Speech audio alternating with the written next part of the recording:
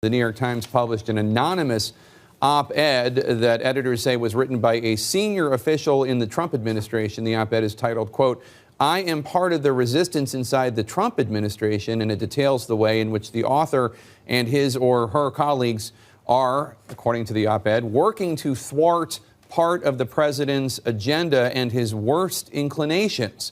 The author writing, quote, "To be clear, ours is not the popular resistance of the left. We want the Trump administration to succeed and think that many of its policies have already made America safer and more prosperous. But we believe our first duty is to this country, and the president, President Trump, continues to act in a manner that is detrimental to the health of our republic. That is why many Trump appointees have vowed to do what we can to preserve our democratic institutions while thwarting Mr. Trump's more misguided impulses until he is out of office." A shocking op-ed written by an anonymous senior official in the Trump administration. CNN's Kaitlan Collins is at the White House for us.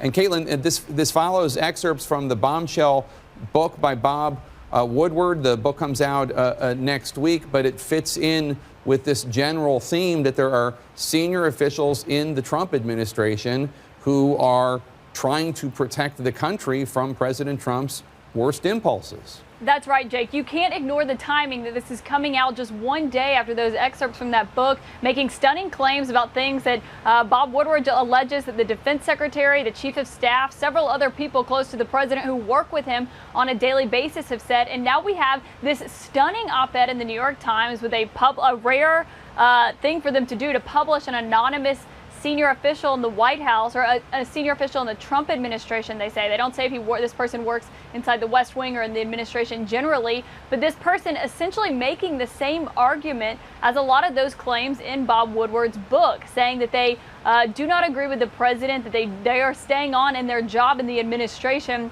to help thwart what the president wants to do in order to essentially save the country here, Jake. Not only does this person go on to make these stunning claims, they cite other people that they say agree with them and feel the same way, that are working inside this administration who do not agree with the president, but are here essentially, they say, to save the nation from the president. They cite one person who says there is no telling whether President Trump is going to change his mind from 1 minute to the next. Now, Jake, this is stunning, but of course, over the next few hours and days, this is going to raise the question here inside the White House of who this person is that went to the New York Times, wrote this lengthy op-ed, essentially backing up every single claim that is made in that Bob Woodward book about the president and his presidency here.